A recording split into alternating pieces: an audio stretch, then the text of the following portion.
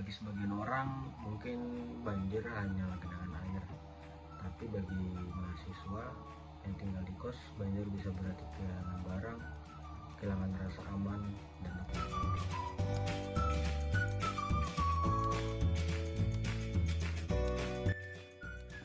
berangkat dari kondisi tersebut, saya merancang sebuah media edukasi berupa infografis yang berisi panduan sederhana menghadapi banjir bagi mahasiswa penghuni kos. Infografis ini disusun sebagai bagian dari proyek sosial mata kuliah pendidikan Pancasila yang dengan tema nilai Pancasila sebagai fondasi dalam kewaspadaan bencana alam. Melalui media ini, saya ingin mengajak mahasiswa untuk lebih siap menghadapi banjir, sekaligus menemukan nilai kepedulian, gotong royong, dan tanggung jawab bersama sebagai wujud pengamalan nilai-nilai Pancasila. Setelah infografis ini dibuat, media tersebut saya bagikan kepada beberapa mahasiswa penghuni kos. Mereka diminta untuk membaca seluruh isi infografis tersebut lebih dulu. Kemudian saya melakukan wawancara singkat guna mengetahui tanggapan serta sejauh mana informasi yang disampaikan dapat dipahami. Dan berikut merupakan proses wawancara dan tanggapan dari para responden terhadap media edukasi yang sudah dibuat. Baik, menurut saya ini mudah dipahami karena informasinya disusun berdasarkan tahapan sebelum, saat, dan setelah banjir, serta menggunakan poin-poin yang singkat dan jelas.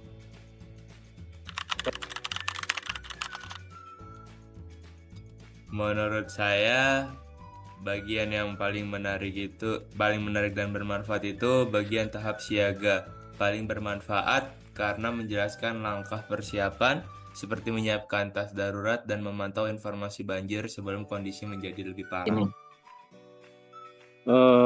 Kalau saya bagian yang paling menarik menurut saya pada tahap aksi sih, terutama pada poin yang saling bantu tetangga kos tuh.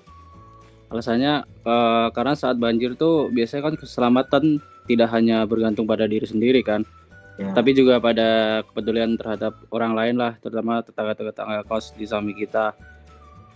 Terutama apalagi kalau ada lansia tuh, kan tetangga kos juga nggak harus yang sama-sama kos kan, kadang ada tetangga yang udah lama di situ, orang sakit atau penghuni yang kesulitan melakukan evakuasi. Jadi pesan ini sangat relevan lah dengan kehidupan di lingkungan kos. Itu sih menurut saya.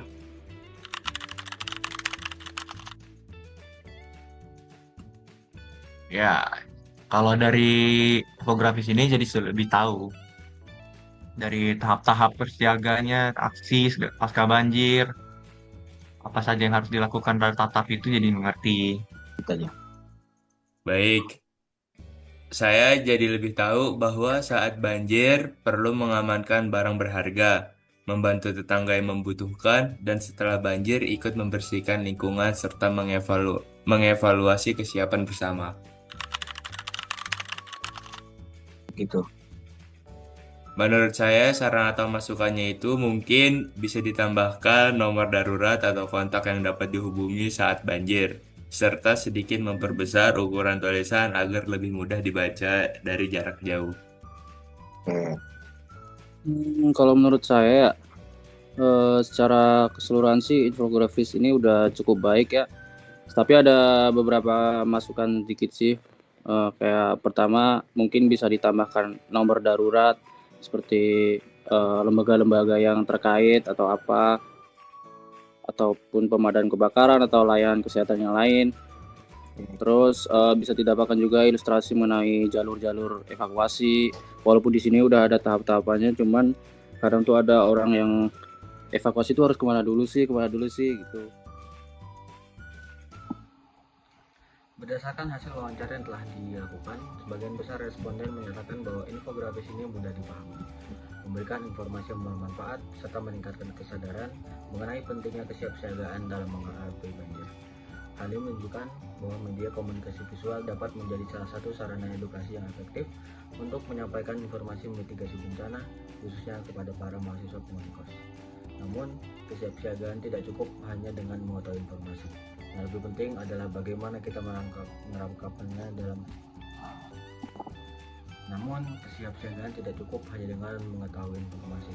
Yang lebih penting adalah bagaimana kita menerapkannya dalam kehidupan sehari-hari.